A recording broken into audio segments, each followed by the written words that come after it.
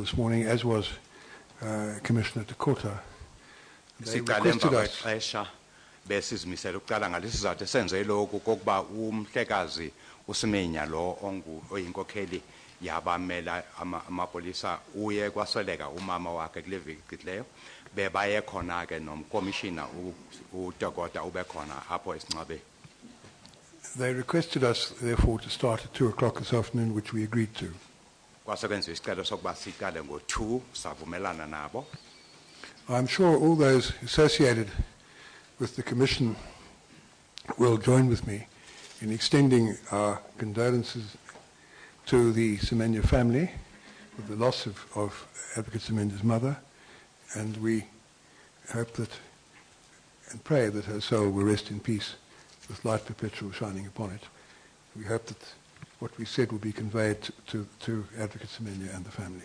Ndiyethemba kokuba wonke umuntu okhona apho mandakele commission uma nathi xa sithi sivelana kakhulu nabaSimenya okuba umoya kamama ulale ngoxolo ndethemba ukuba nalomyayezo uzawugqithizwa kwizizalwane zakwaSimenya. This morning, the constitutional... sorry, Mr. Chairman, before you proceed. Please forgive me. On behalf of SABC legal team and the Semenya family, we would like to say thanks for the indulgence that we were granted to allow us to go to the funeral of our colleague's mother. And we will also convey the message. Wethembisa ukuba ugqitha lo mlayezo uthi enye into ke bakhombisa ukubulela kwi-commission okokuba bona nefamily yakwaSimenya nalabamele amapolisa baye banikwa igunya lokokuba baphethe lo msebenzi ngemfanelo.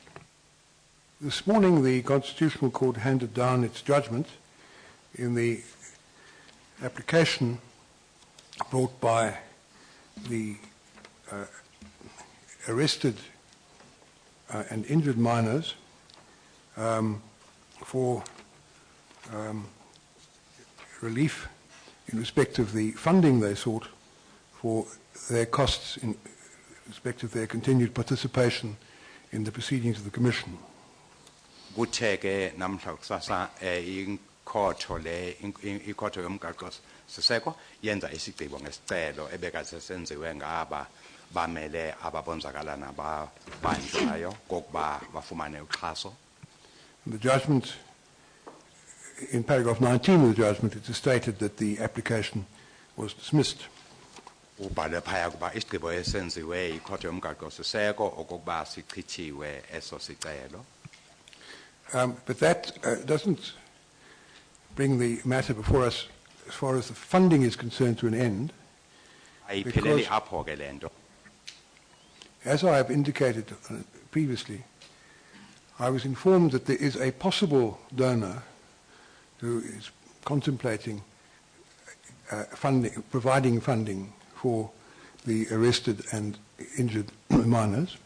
Lento yoxhaso ayipheleli apho njengoba ndanichazile phambilini ukuba kukho owenze isethembiso sokuba uzaba noxhaso oluthize kwaba bonzakala nalabo ababanjwa basebenza emgodini.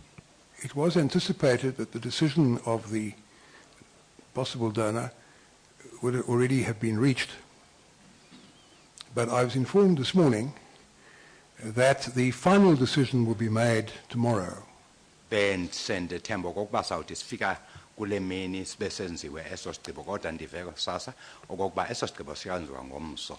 And that I would be informed by close of business tomorrow afternoon. Uzawuthi ke kusasa ngomso ndikwazi bandixelele phambi kokuba lishona kokuba whether the answer would be yea or nay. Ukuthi kuthiwe ewe ikanene hayi. I understand that counsel for Mr. Lieutenant Baloy and counsel from the Neni family are here, prepared to continue with the cross-examination of Major General Mpembe. Ndive kuthiwa ababamele amapolisa lawa amabini abamele babo bakhona apha bazimisela okokuba bazawuchubeka xa kudinga kokuba kubekho imbuzo abazawujongisa kuGeneral Mpembe. And it's in the circumstances, it seems to me to be appropriate that they should be permitted to cross-examine. I see Mr. Mpofu is here. Depending upon the decision of the donor, he may well be back in a funded capacity, as it were. And if he is, he will of course have the opportunity of reading the transcript of what's going to happen today, although I don't know how long he's going to be with us this afternoon and tomorrow. And if of course the answer is no, then we will have to have a meeting to consider with the parties as to in what way the way of working of the Commission should be altered to accommodate the fact Ibona umhlakazi uMpofu khona apha kuzawuba noma uzawuqhubeka nasazawuva ngayo kodwa kuzawubakho imhlangano ezawuba khona phakathi kwethu apho sizawujonga khona indlela esawuqhubeka ngayo kuya phambili. And we would seek at the meeting to find a way of ensuring that the report ultimately produced by the Commission is not one-sided. Sizozama ukuba sibe nenhlangano nabo ukuze i-report ezokwenziwa ile commission ingabi ngethatha icala. But that's a matter which may in fact fall away if the potential donor sees its way clear to make the funding available that Akunawuba nasidingo would sokuba render these proceedings more inclusive than they would otherwise be. inhlangano njengaleyo xa kungathi aba bathembisa ukuxhasa balenze elo xhaso. To say anything, Mr. Mpofu? Yes, thank you very much, Chairperson. Thank you. As I indicated, Chairperson, we are here solely just firstly to report back, as you've already touched on the issue of the Constitutional Court, and also to maybe map out what the way forward is in terms of our instructions from clients. But before I touch on those matters, Chairperson, which is the Constitutional Court and the instructions of client, I'd like to just indicate that we are grateful for the efforts that the commissioners have made, and we hope that once the decision is taken, we will have an opportunity to meet with the potential donors, obviously just to iron out the terms of that funding. But for now, it's simply to say thank you to the commissioners for those efforts. Umhlekazi Thank you, Mr. uMpofu uthi ubeze ukuzobulela nje yonke inzame ezenziwe zii-commissioners ngalaba baxhasi uthi enye into ubeze namhla ukuzokwenza nje ingxelo okokuba ihambe kanjani isigwebo njengoba sechasile umgcini sihlalo.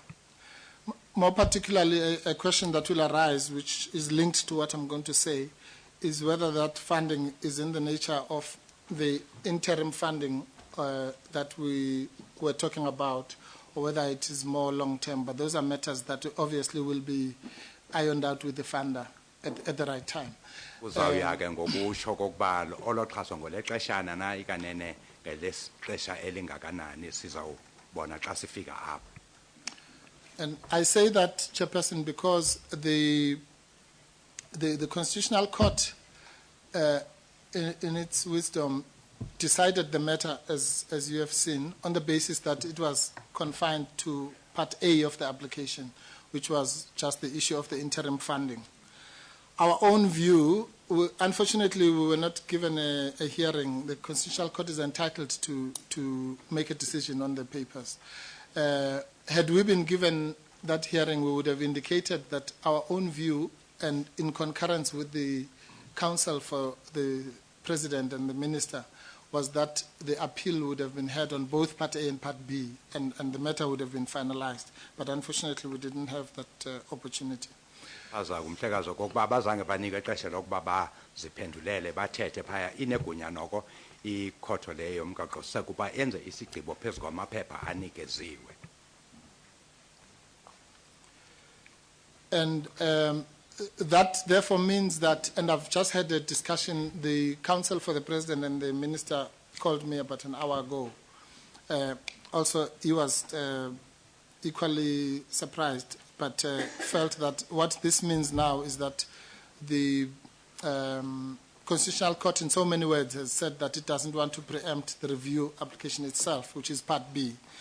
So what has happened, unfortunately, is now to resuscitate that part of the application, which means that effectively the Constitutional Court is sending us back to the High Court for the review application for Part B. Now, eyenzekile ke ileyo kokuba i-Constitutional Court yajonga isicelo sokuqala yangajongi esisesibini okuzokwenza kokuba masiphinde umva ngoku kwikhotho ephakeme. and in fairness, the Constitutional Court did say that this decision does not preempt the outcome of the main application. Ngoba ishilo i-Constitutional Court kokuba esigwebo basenze namhlanje asinqandi esicelo sabo sesibini. But what it does mean, Chairperson, with your permission, just to explain, what it does mean is that we are back to square one, where the issue of interim funding then surfaces. In other words, what should happen between... To interrupt you, my understanding from what I've heard from the potential donor is it mightn't, what is envisaged might not be limited to interim funding. Yes. Well, it might or it might not, Chairperson. If we decide to pursue the main application, then of course the question, all I'm saying is that the question that arises is what happens between now and then, and whenever they, and I must add, Chairperson, that the parties by agreement in the amended notice of motion had said that the Part B should be on an expedited basis. So the question that arises is, what is, assuming we'll get an expedited date, assuming the instructions will be to pursue Part B, what then happens between tomorrow and that time and that date? Othi kuye kwavunyelwana phakathi kwabo ke njengabameli aba nabamele urhulumente umphathiswa okokuba lento esisicelo sesibini sizokwenziwa ngendlela engxamileyo. And as Chairperson has correctly pointed out, part of the answer to that question might be whatever discussions we then have with the donor. Another part is the instructions which I will talk about just now. Enye ke into engahle ibe mhlawumbe xa siva okokuba lo othembise ukuxhasa uthini yena ingahle ikwazi ukujika yonke lento ke nangaphandle kwengxelo endiza kuyiveza ngoku. And maybe, Chairperson, because already there's been some disturbing reporting on the outcome of the Constitutional Court. In fairness, it is to explain that it was only on Part A, but that also in paragraphs 15 and 16 of the Constitutional Court judgment. In view of the fact that a number of people are in the court who haven't heard or seen what's in those paragraphs, and I take it there may well be many people watching these proceedings on YouTube or on television, it perhaps would be helpful if you read those paragraphs out so that they and everybody could in fact be aware of what the CC has said in that regard. Thank you, Chairperson. Njengoba umhlekazi uMpofu befunda kokuba iparagraph ethize ithi uthi umgcini sihlalo ubona kugcwele abantu apha abangakayivanga loo ntetho becela kokuba ayifunde beve nabo nabanye abajonge ku-YouTube ukuba ithini ikhotho yomgaqo-siseko. Yes, thank you, Chairperson. Paragraph 15 of the judgment says as follows, quote, "It may be that it would be commendable and fairer to the applicants that they be afforded legal representation at state expense in circumstances where state organs are given these privileges and where mining corporations are able to afford the huge legal fees involved. The power to appoint a commission of inquiry is mandated by the Constitution. It is afforded by the President and as part of his executive powers. It is open to the President to search for the truth through a commission.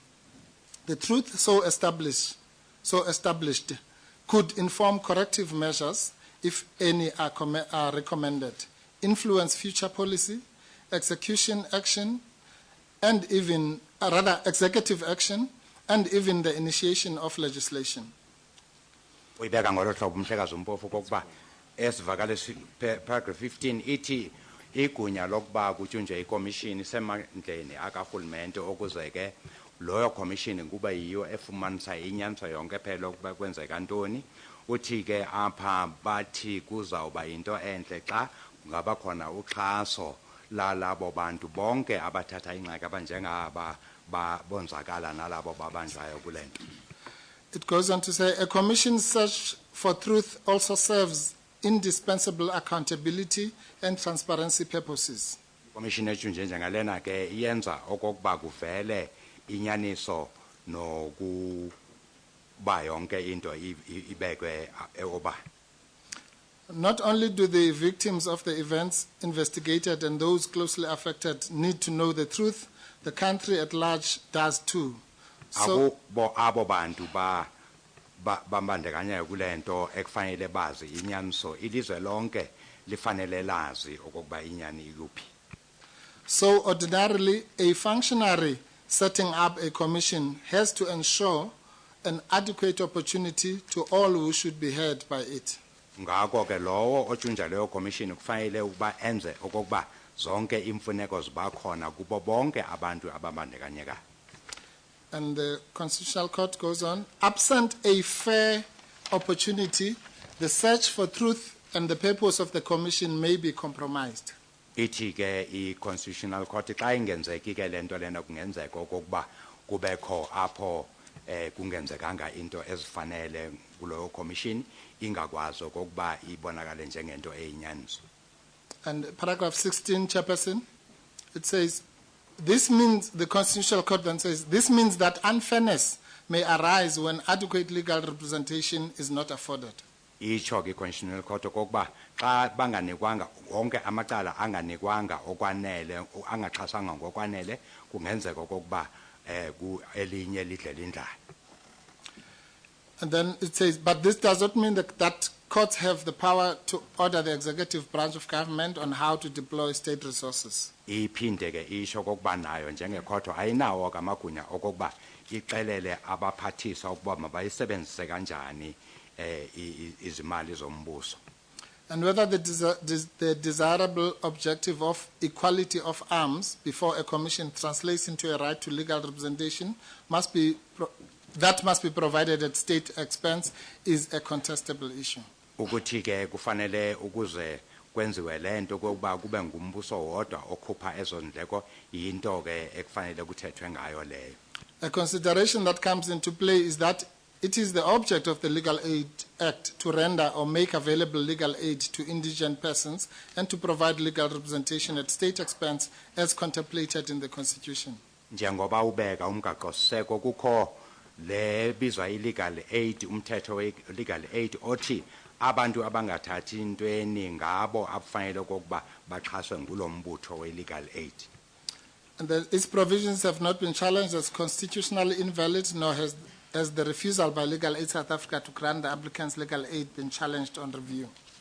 Kwisicelo ke siye safakwa ayizange ivezwe into yokokuba iyalile i-legal aid board ukunikeza aba bantu uxhaso olo. Thank you, Chairperson. Chairperson, I'm grateful for the indulgence. I'm reading that so that it should be made clear that the question which the Constitutional Court says is contestable, which is whether such legal representation should be provided at state expense, is still open, and it is the question that will be subject to instructions, debated when the Part B of the application is heard, hopefully on an expedited basis.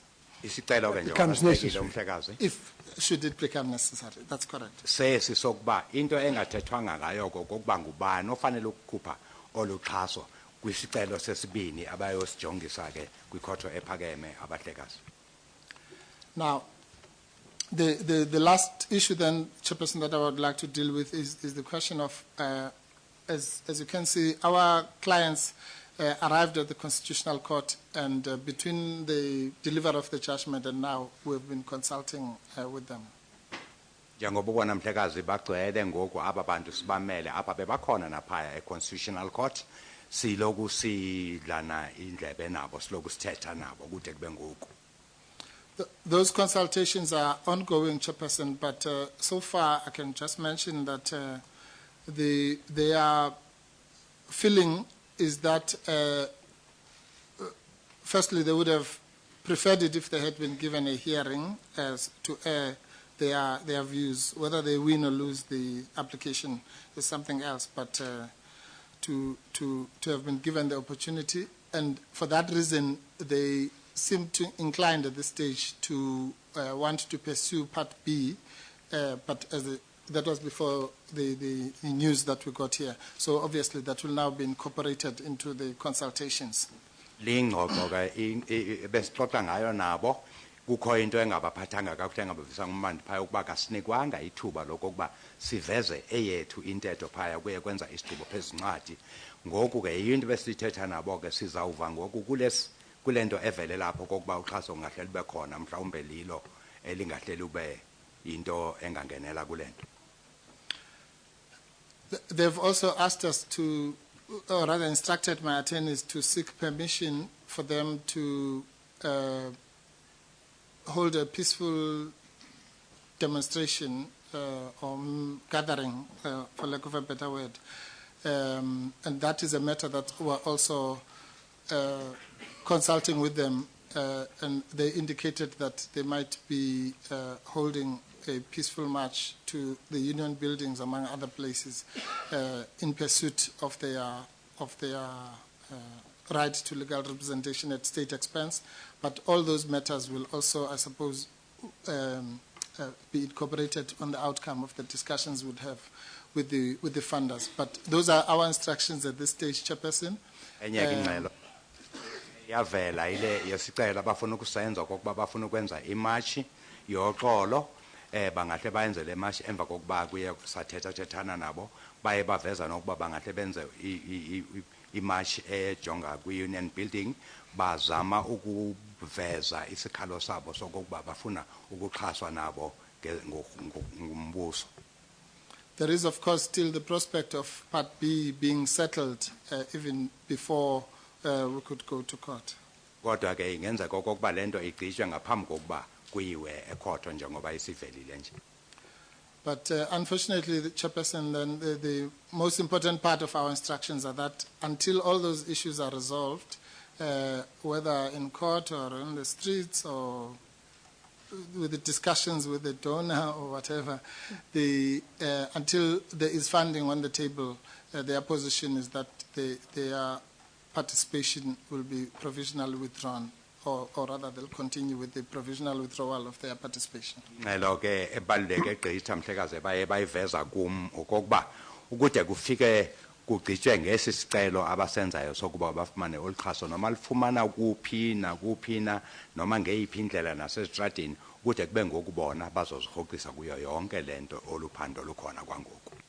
Yes, but Chairperson, as usual, when we asked them to give us an opportunity to come to this forum so that we can say exactly, rather than leaving it to speculation, they kindly allowed us to come and brief the Commission on the status quo. Thank you. I appreciate the opportunity. Izakwenza ke isicelo thina okokuba xa kukho intetho abayivezile ukuthi ekufanele sizoyiveza pha kwi-commission sinikwe igunya lokokuba senze njalo. Enkosi kakhulu mhlekazi. Sorry, Chairperson, I've just been given an instruction, a small thing. Just to say that, well, two things, Chairperson. One might seem unrelated. As the Chairperson knows that on Friday was the commemoration service of the victims. It turns out that there were two commemoration services. And just happy to report, Chairperson, that everything went smoothly. And the statement was made there, and I'd like to repeat it now, that the people who are criticizing the Commission should exercise some restraint. And we made it clear that it is not your fault or the Commissioner's fault that the delays have happened, Chairperson. And also that it's unfair to criticize a judge by commentators, some of whom have never even been here, because the judge is not able to answer for himself. And I think the big crowd that was there very appreciated those remarks, Chairperson. And we made the point very clear that our confidence in the Commission remains unshaken. We wouldn't be doing all these efforts to get funding and to get legal representation into a commission that we believed was a waste of time. That would be a contradiction in terms. And I just wanted to say that those remarks were appreciated, Chairperson. And also... Umpofu ubechaza okokuba uthi into ezimbili nje ezisele enye okokuba ngolesihlanu phaya bekukhona le commemoration yayenzeke phaya bikela ke umhlekazi nekomishini okokuba yonke into eyenzeka ngolukhulu uxolo phaya.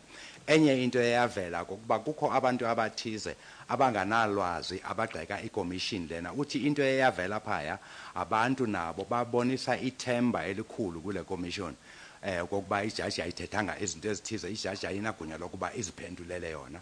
Bona bayazi ukuthi benza yonke lento zonke ezinzame ngokubonisa ithemba abanalo kule komishini. The last point, Chairperson, that I've been asked to mention is that the congregation that met on Friday, among the things that they did was a very touching move where they circulated buckets to collect money or a collection to assist the legal team. And people were putting 5 rand, 10 rand, whatever they could. And I don't think the money, we've entrusted the money to Bishop Sioka. And I don't know if he has already counted it, but the issue is not really how much it is. I think that the mere fact that they thought that they should make that gesture also indicates the fact that they want the commission as soon as possible to continue and to find the truth and for them to get the closure that is needed. Enye into beyiveza kumhlekazi uMpofu kokuba enye into eyenzeka phaya kwibandla le abantu babedibene phaya kwaphuma ibhakethi bafaka imali 5 rands nezinto ezithize phaya bathi bazama ukuxhasa abameli kodwa lonke leyo mali baye bayinikeza unhlalo unyawonhle phaya uBishop uSioka akazi noma useyibalo kuba intoni kodwa kuyiveza lento umhlekazi uMpofu ukubonisa okokuba abantu banethemba elingakanani okokuba lento ingenzeka okokuba isebenze ngendlela efaneleyo. Thank you, Chairperson. Thank you, Mr. Mpofu. Mr. Gumbi, are you in a position to cross-examine the Major General? Yes, Chairperson, but I think my learned colleagues will start first. But there are certain information on behalf... sorry to interrupt you. That's your colleague, Advocate Masewe? Yes, that's correct. Chairperson, we are ready to proceed. Yes, very well. Yes, but sorry, before any proceedings, in case I overstep my mandate, could we be excused? Thank you, Chairperson, for the opportunity. We've got a lot of clients here. I don't know where they want to go as well. Perhaps we should take a short adjournment for 5 minutes so they can all leave and then we can reassemble. Yes, thank you, Chairperson. Thank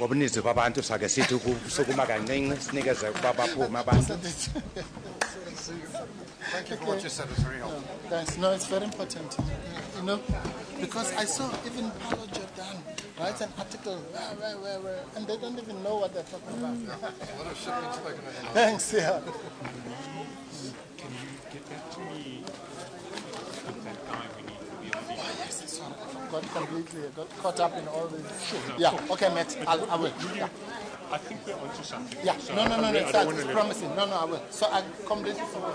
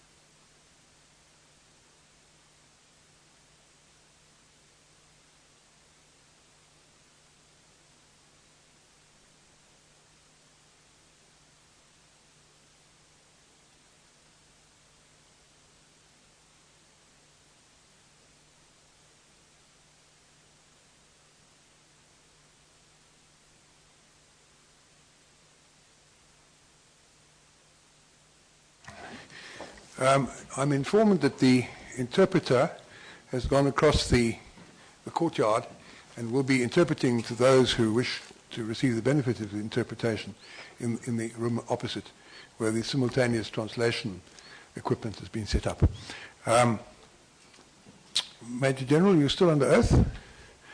It's a long time ago that you took the oath. Perhaps if you take it again. Stand up, please.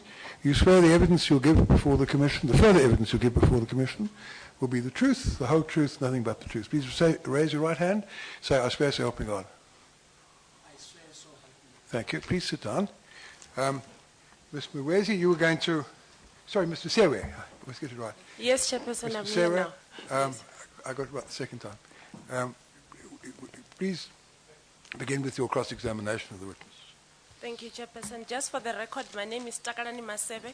I represent the family of Warrant Officer Hendrik Tsietsi Monene, the warrant officer who was murdered on the 13th of August, 2013. General, good afternoon. Good afternoon, Advocate. Yes, General, I would like to take you back. Oh, I see my colleagues for the South African Police Services would like to mention something, Chairperson. Yes, they can do so. I thought they might be going to tell you that it was 2012 when your client's relative was killed. But if they have anything else they want to say, they must say it now, or forever hold their peace. Chairperson, I want to say this on the record, so it's rather a challenge when this, there it's come out now. Chairperson, sorry for the interruption. I had a brief conversation with my two learned friends who are about to cross-examine now. It's not an objection. It's perhaps something of guidance that I would seek from the Commission. Usually, when a cross-examiner cross-examines a witness, one of the things he or she does is to put the version of his or her witness to the cross-examinee. Now, as I understand it, none of the statements on which my two colleagues are going to cross-examine were deposed to by their witnesses. These are Mr. Mpofu's witnesses. I checked with Mr. Mpofu about whether or not he's going to call these witnesses so that we can test their version and their evidence under cross-examination.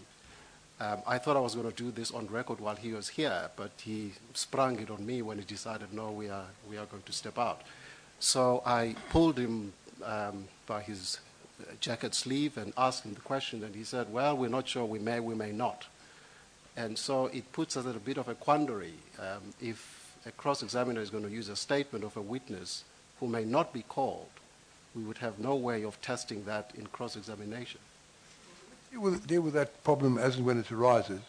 Of course, we'd have the other problem that if the cross-examiner doesn't put what the witness says, because the witness may not come, and the witness then does come, then your client's got to be recalled. So one way to deal with it might be to disregard that part of the cross-examination based upon statements put by a witness who ultimately doesn't come. But anyway, shall we cross that bridge when we get there, if we get there? And the weight of the evidence is a matter to be considered as well. But anyway, we'll deal with that when we get there. I did understand from Mr. Gumbi that he's got some documents which he will be giving you before he cross-examines. He hasn't done so yet. So your position will be covered as far as he's concerned. You've heard what Mr. Ngulwana has said. Please commence with your cross-examination. Thank you, Chairperson. Although, Chairperson, it's a definite sure thing that our cross-examination is going to cover the statement of two witnesses that have been circulated to various parties.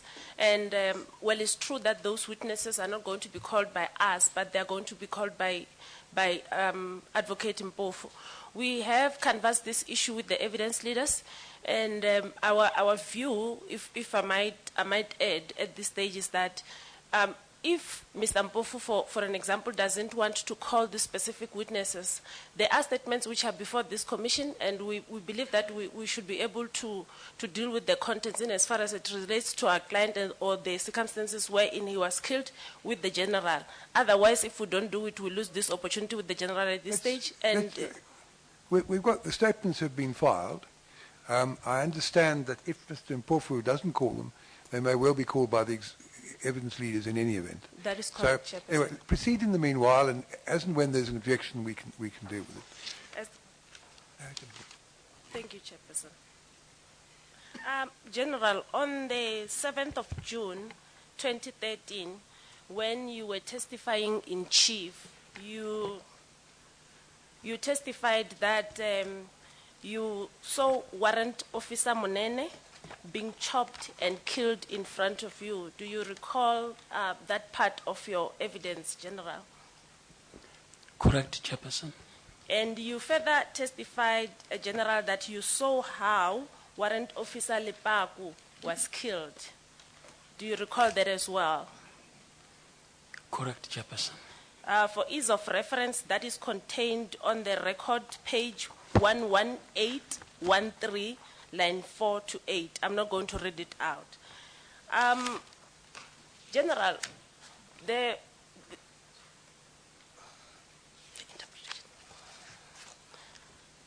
General, the family of Warrant Officer Monene is particularly interested in finding out that, leading to the events where he was killed, was he entrapped within this group of protesters?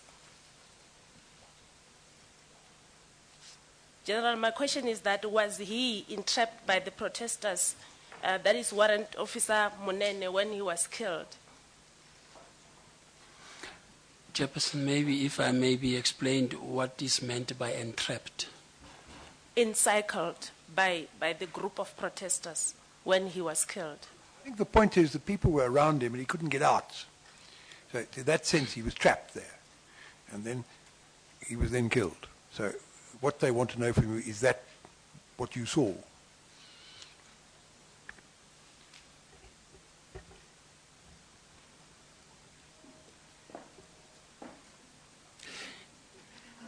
Chairperson, the protesters, Warrant Officer Monene was out of the Nyala.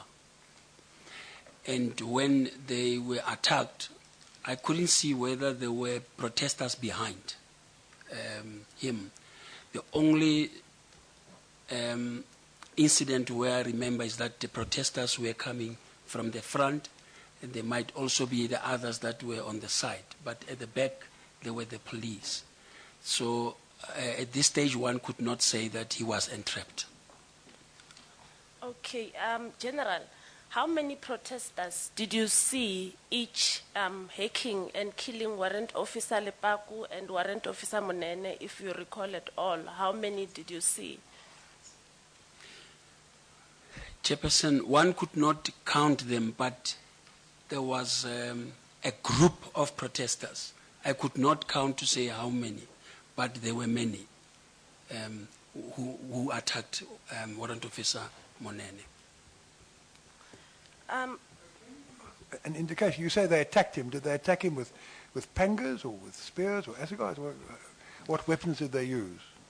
Chairperson, the instruments that I saw, they were pangas, ingculas, and they were also utilized knobgiris. Approximately how many? You say you can't give us the exact number, but was it 2 or 3, or was it half a dozen, or was it a dozen, or more than that? Approximately how many people were attacking him?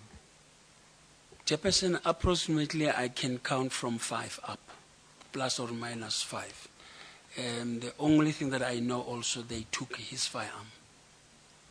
And General, how far were you from this attack? Chairperson, I was not so much closer nor far, but I could see what is happening. I was at a reasonable distance. Can you maybe indicate, General, by indication of meters? It's sometimes easier to ask him if he can point out in the auditorium, in the council chamber, more or less what the distance was, and then we can ask someone. I think the attorney for the police services helped us in the past to pace out the distance. He did it very well last time, so I'm sure he'll repeat his success. Can you indicate to us, more or less, in the council chamber, how far away you were from Mr. Monene, Lieutenant Monene, when he was being attacked? Approximately. Chairperson, as I indicated last, that I'm very weak in measurements, but I remember. I understand that, Yes. but we're not asking you for mathematical precision. More or less, distance between you and that side of the table, or you and the other side of the table, or distance between you and Advocate Budlander, or the counsel for the police, or how far, more or less.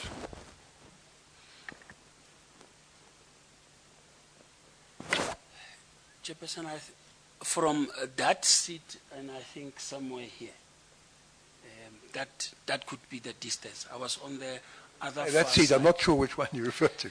Let's say the first seat on the other side. The back row. The back Yes, row, and yeah. then it was he was on the extreme left-hand side, and there was a Nyala behind him, and the Nyala also moved there. That's how I remember. The distance is from the back row to where?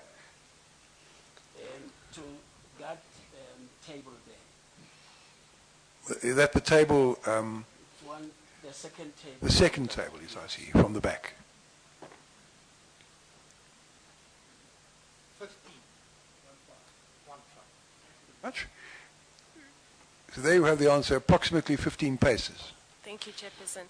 And General, if you were at the distance of 15 meters, what prevented you and your colleagues from trying to ward off these protesters from hacking Warrant Officer Munene to death?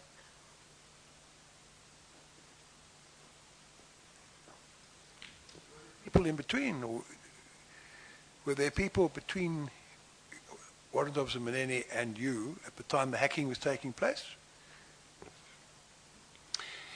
Chairperson, as I said, the people that were there is Lieutenant Baloy, who was also under attack, and others that were in Nyala.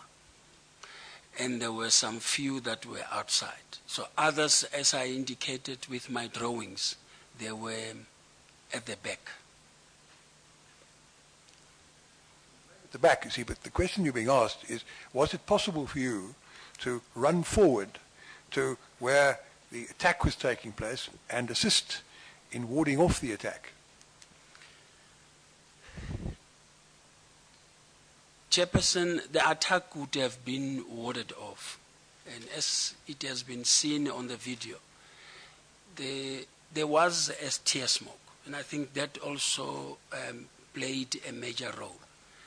And then the protesters moved with the tear smoke to attack the police.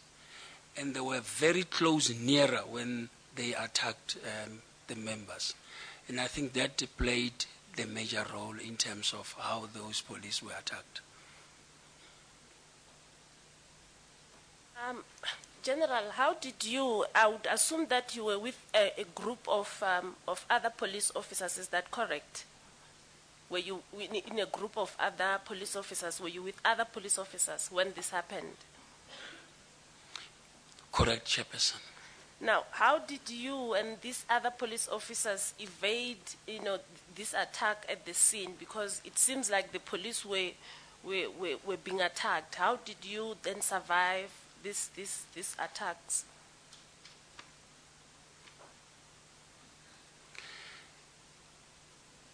It's not a question of surviving. I think all of us, we could also being attacked, maybe being reached. It was the question that Warrant Officer Munene was more closer than the other police officers. And General, why didn't you or other officers, or rather you, instruct other officers to fire live ammunition or do something in order to ward off these protesters? Why was it difficult to do that? Chairperson, it's not an easy instruction to say fire, because each member, when he is under imminent attack, they know that he has to defend himself. And as I have indicated from where I was, the member had a firearm, there were also other members nearer to him. And in such circumstances, the member can utilize his own discretion, and the attack to the member should be seen by the member that the attack is unlawful and is imminent. So under those circumstances, but what I can say is that I did make sure that the police officials also, we ran to the place to assist those members that were attacked. And hence, there was a time where the protesters left the scene. And when I realized that the attack has been warded off, I also called off the police not to follow them. Okay. General, in the event that this commission finds that the people who attacked warrant officer, or the people rather who murdered warrant officer Munene and warrant officer Lepaku should be prosecuted, will you be in a position to can identify these attackers, General?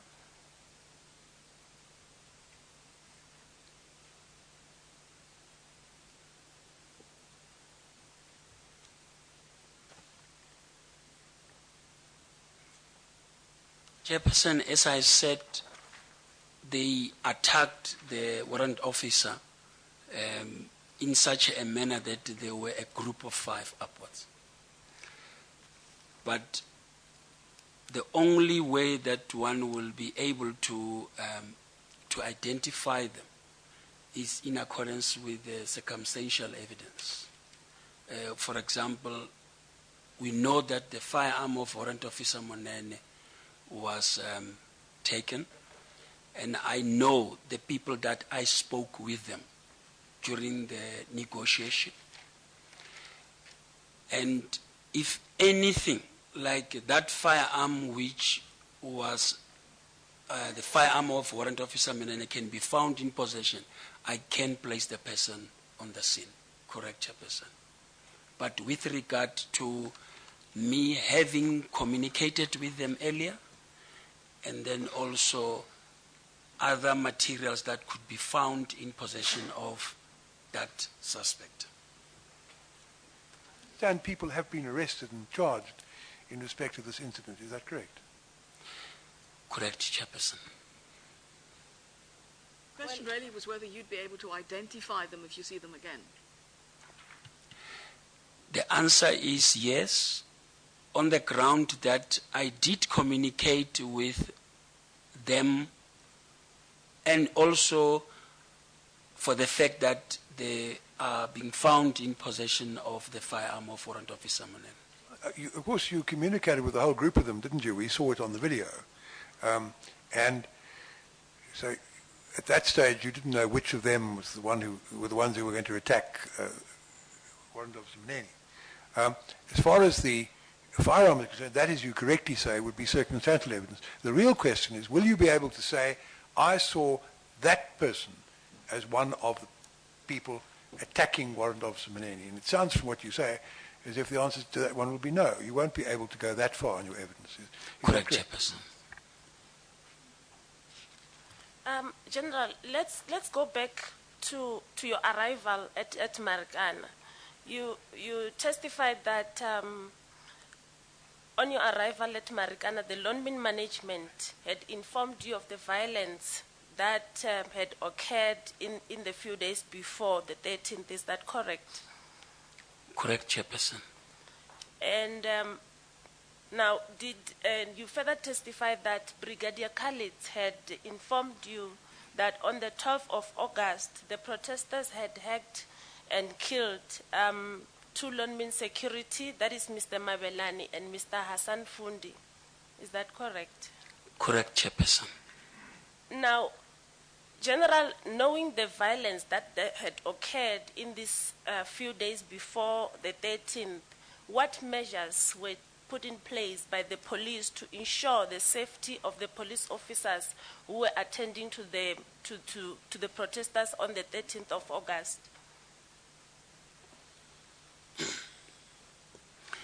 Chairperson, I did indicate that the commanders, and in particular I did mention Lieutenant Colonel Merafe, that the members of different units had bulletproofs, and it's also the commander and the member's responsibility to have the bulletproof. Secondly is that they were orientated on the place, and Colonel Merafe indicated that because he is working with them, he will continue orientating them. The members were issued, as I've indicated, there were different units on that day. That's public order policing members. There were also national intervention members. There were also TRT members. And members of the public order policing also had pistols on themselves. So those were the measures that were taken in order to protect the members. Chairperson, I did indicate that I attended the place personally. I applied a situational appropriateness to ensure that there is no necessary confrontation with the protesters. And that also made us, in terms of the measures that they were there, made me also to believe that the members were safe. Chairperson, the members, and in particular Warrant Officer Monene, he was also being deployed or posted to be in the Nyala. It is just maybe the commander that was there, how come that the members went outside the Nyala? Because that, to me, as an iron vehicle, could have been used as a safe house for the warrant officer. Does that mean that you didn't? Sorry, does that mean that you didn't order the occupants of the Nyala to get out of it? Correct, Chairperson. Now, so before as he continues, sorry, Masewi, I'm getting it wrong.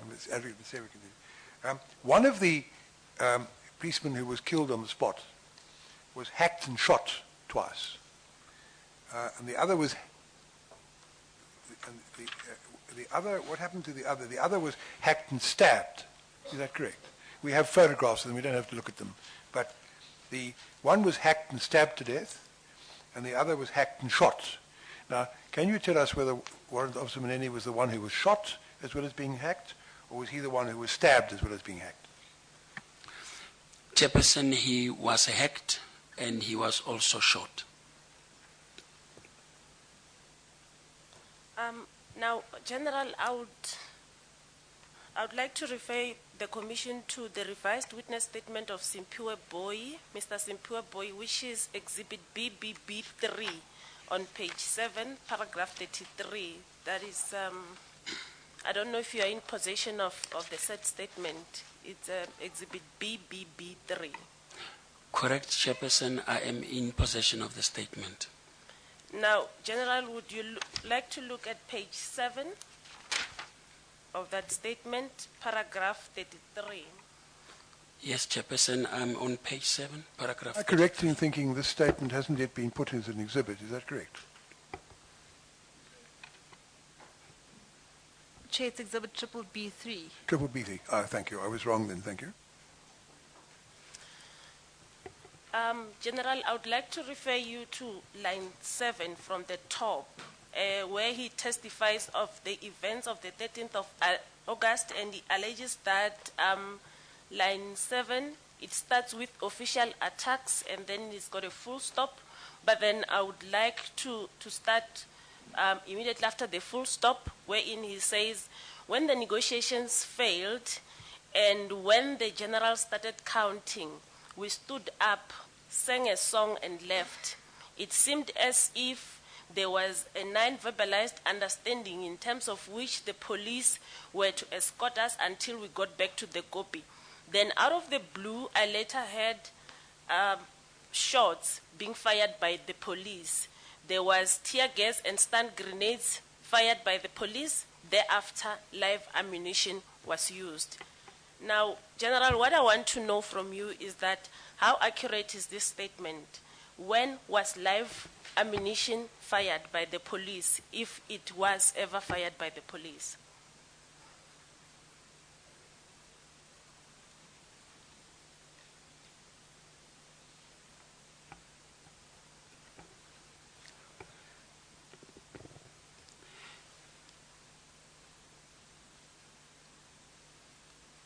I just wanted the question to be repeated. Okay. General, he says that live ammunition was used by the police. Maybe I can put small questions. The first question would be, was live ammunition ever used by the police on the 13th of August at that scene? Before you answer, can I ask you this question? Have you seen the statement, have you? This statement's been put to you. Yes, And have you read it? Yeah, I've read it. Fine. So you may proceed. I was afraid that a passage might be taken effectively out of context. I'm not suggesting deliberately, but effectively out of context. And the witness might be at a disadvantage, but he doesn't seem to be, so you can carry on. Thank you, Chairperson. Now, General, the question is that did the police ever fire live ammunition at this scene of the 13th of August? Chairperson, when the scene was attended, there were members that said, yes, we did use the live ammunition in self-defense. But at the same as the question also indicated, no officer did order the utilization of the live ammunition. So, General, according to what you have witnessed, when did the police use live ammunition? Was it before or after the attack on the police? Chairperson, I did testify that the police were attacked. The attack was unlawful. The attack was imminent. And in that process, those members that utilize the live ammunition, one could ever say, yes, they utilized the live ammunition in self-defense. I don't think you've answered her question, but she wants to know whether the police used live ammunition before or after the attack. Do you know that? Can you say?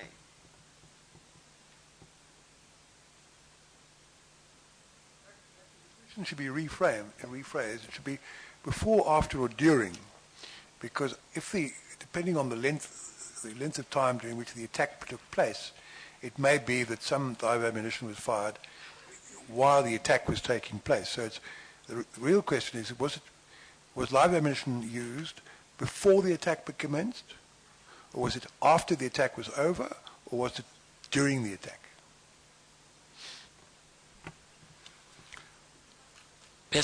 Live ammunition was used while the attack was imminent.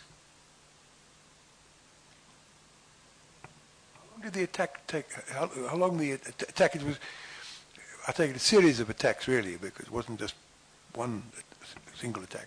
How long did the attacks take place? Over what period? Chairperson, I could not count, but what I saw is that when immediately the protesters came rushing to the police, and particularly when the chopping was taking place, then the members also said that that's the time when they utilized the ammunition. When you say the members said they utilized the ammunition, is this something that was told to you subsequent to the event? Correct, Chairperson. Right. Now, at the time of the actual event, are you able to say when live ammunition was used? No, Chairperson. Well, I asked the question was, as appears from slides 57 and 58 of Exhibit L, there were quite a number of shell casings found on the scene there afterwards, and 98 sharp point bullets were fired, and 56 non-lethal ones. So there was a fair amount of ammunition was fired at the scene.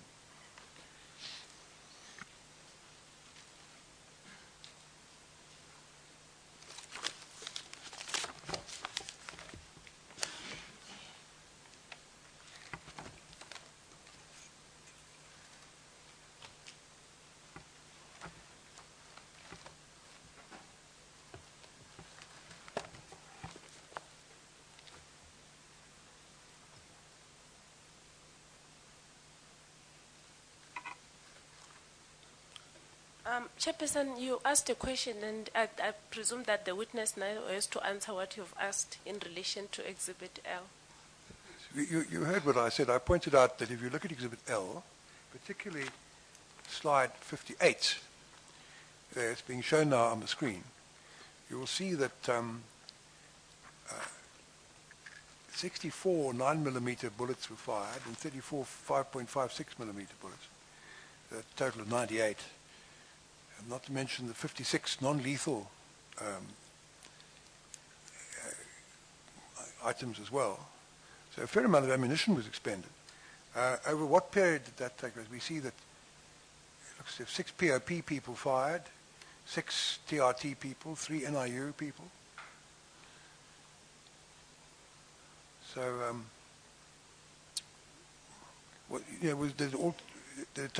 did the engagement, if one can call it that, did that extend over several minutes? Chairperson, I could not check the time, but it was quick, and the ammunition that were used during that attack. General, I would like to refer you back to the very same statement of Mr. Boy. That is paragraph 34 of the statement, and wherein he states that, are you on? Yes, correct, Yes. Chairperson. Wherein he states that, I reiterate that we were a very small group that posed no threat whatsoever, either to the police or any other person. The shooting which sparked the violence was completely unnecessary, and all the death should accordingly be laid squarely at the door of the SAPS. Now, generally, you hear what he says. What is your comment on this? Particularly the fact that they didn't pose any threat and that the shooting by the police sparked the attack. Chair, just for the record, that is one example of a factual account that we would want to cross-examine this witness on. She's not putting it as a fact. She's saying this is an allegation that's been made by someone who may or may not come and give evidence, who may be called by counsel for the arrested strikers if he comes back, or he may be called by the evidence leaders if he doesn't. But this witness is in the box now, and she's not putting it as a fact. She's simply asking for his comment. So I don't think there's anything wrong with that. So you can carry on. Thank you, Chairperson. General, would you be able to answer the question? Chairperson, I did indicate that on that day, the total number of the protesters who were armed with dangerous weapons were between 100 to 200. The thrust of what is being put, sorry, I must rephrase it. The thrust of what's being said in the statement upon which you're asked to comment is that even though they may have had dangerous weapons, they were proceeding towards the copy, posing no threat whatever to the police or any other person, and that if the shooting by the police hadn't taken place, the deaths wouldn't have occurred. That's what is said here in paragraph 34. Now, do you agree with that statement, or would you disagree with it? I totally disagree with it, Chairperson, and my reasons are as follows. I went personally as a senior officer to speak to the protesters. They vehemently refused to hand over the dangerous weapons to the police. If they did not pose any threat, why they could not hand over the dangerous weapons to the police? Chairperson, in any country, any sensible law-abiding citizen, when requested by a general in the police to hand over the weapons, he could comply with the instruction.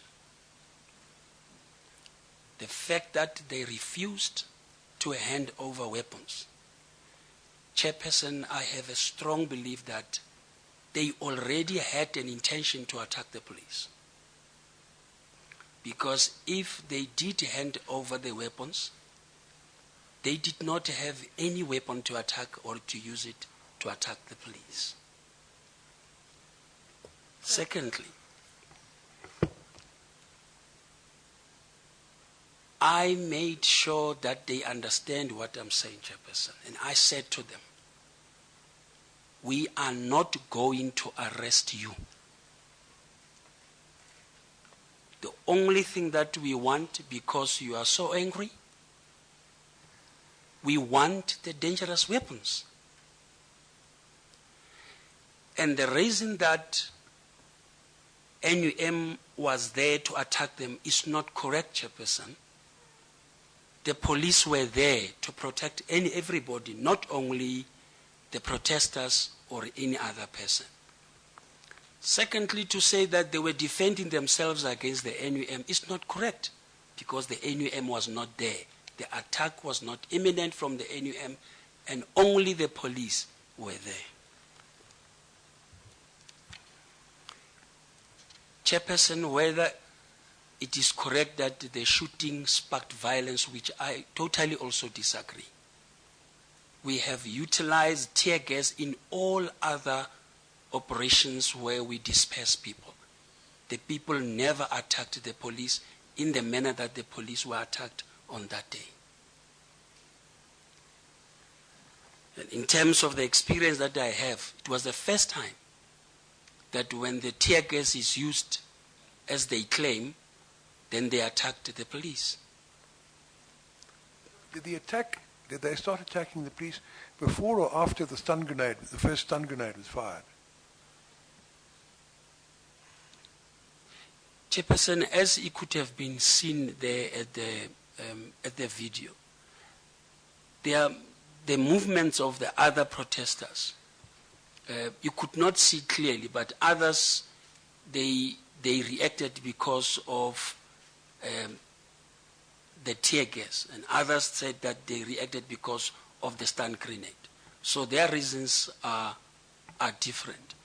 But what I'm saying is that I asked you was, did any attack take place by the strikers before the stun grenade, the first stun grenade was fired? No, Chairperson. Now, when a stun grenade is fired, there are two reports normally, aren't there? There are two, like explosions, is that right? Is that correct? When a stun grenade is fired, one hears two reports. Is that right? Two explosions? Oh, yes, Chairperson. And a person who wasn't familiar with the stun grenade, would such a person possibly think that live ammunition, sharp ammunition was being used? It is correct, Chairperson, but the usual reaction will be that he will run away from the explosion, but not to attack the police. Now, finally, General, I would like to refer you to the statement of Mr. Xolani Nzunza. It's a witness statement. It has been circulated amongst all the parties. And I would like to refer you to page 3, paragraph 10 thereof. If we do that, I think in the interest of good housekeeping, we should mark this exhibit with the exhibit number. And so, if Ms. Pillay still remembers her skills from over a month ago, can you tell us what the next exhibit number is?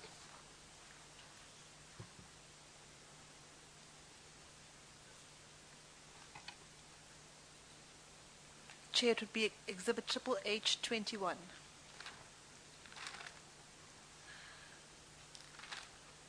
Thank you. The witness statement of Xolani Nzunza will be marked, has been marked exhibit H21. Thank you. Thank you, Now, Chair. you're being referred to that statement. You've got a copy, have you, Major General? Correct, Chairperson. What's the paragraph number? It's paragraph 10 on 10. page 3. Thank you. General, I would like to... I'm sorry, Chairperson.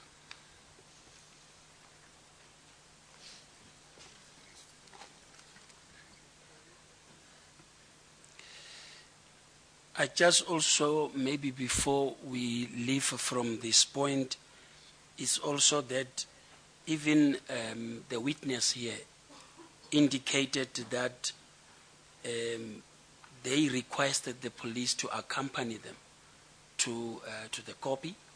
And secondly, I did indicate that in terms of the Regulation of Gatherings Act, Section 9(1), the police could escort them to ensure that.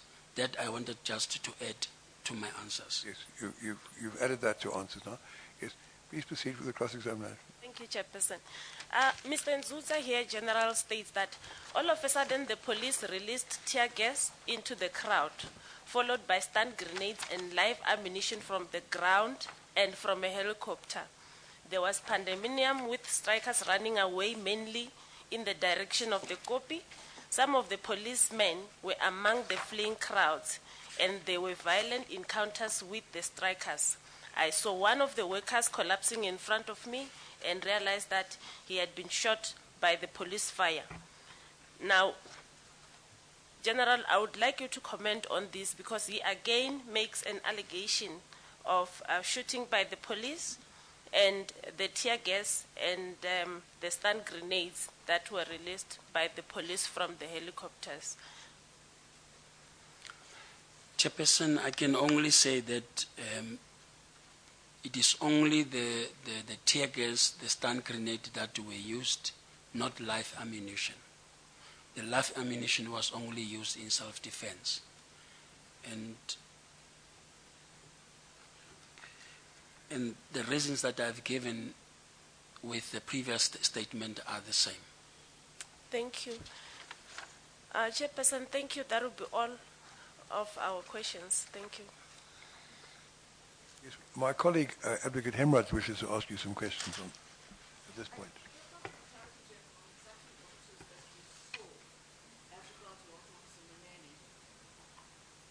You say he was about 15 meters away to your left. Do I understand that he was slightly in front of you as well? As I indicated before, he was on the not in front, but yes, on the left-hand side. But I could see what was happening there. And the protesters, the body of protesters, were in front of Warrant Officer Monene. Correct, Chairperson. When the stun grenade and the tear gas was fired, did that area, did the gas permeate that area, the smoke? Yeah, it was also covered with the smoke. So when you say you saw the protesters run towards the police, was there smoke in that area as well? Correct, Chairperson. And at the time of the actual attack on Warrant Officer Monene, could you see the actual attack, or could you just see a lot of people around the police? I'd just like to know exactly what it is that you saw. I saw the actual attack with a number of people coming to Warrant Officer Monene.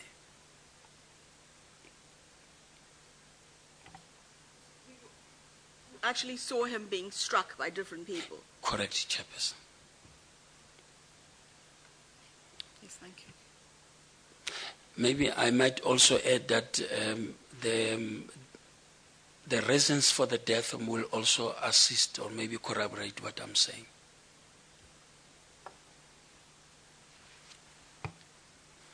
Yes, thank you, General. Mr. Gumbi, are you ready now to commence your cross-examination? I know you haven't given all the documents yet, given notice of all the documents, but Yes, perhaps you can Chairperson. make some progress before 4 o'clock when we adjourn? Yes, Chairperson, it's my submission, in fact, that I've just distributed my index of all the documents I will rely on my cross-examination of General Mpembe. I think there are more than 30. Yes, but Yes. the reason for our requirement that notice be given beforehand is that it enables the witness to read the documents before being cross-examined, It, of Yes. course, enables us to prepare as well. Yes. And it prevents cross-examination by ambush, which is not something we encourage. Yes, So, Chairperson. if you can start your cross-examination now in a way which doesn't take undue advantage of the witness, if there's, for example, a document that you want to refer to, which the witness hasn't had an opportunity to read, he may well have read them, but if he hasn't had an opportunity to read the particular document you're referring to, then perhaps we can give him an opportunity to do so. But please begin, make as much progress as you can. Chairperson, it's my submission because all these documents, quite a number of documents I've referred to, I don't think the witness is in possession of those documents. For effectiveness of my cross-examination, I think it will be better if the witness is in possession of all the documents I've indicated in my index. So does that mean you're effectively asking for your cross-examination to continue tomorrow morning? Yes, We should Chairperson. postpone it at this stage. Yes, Chairperson, for sake of a witness, Chairperson, to have all the documents. Yes, in the circumstances, we will adjourn then until 9 o'clock tomorrow morning. Thanks. We'd like the statements, please, as well. I don't know if you've given to the evidence leaders, so we'd also like to prepare. So not only the general, but also we can have the opportunity this evening of reading the documents. We'll adjourn now and postpone. We'll adjourn now and the matter will resume tomorrow morning at 9 o'clock. Ngomso ngo-9.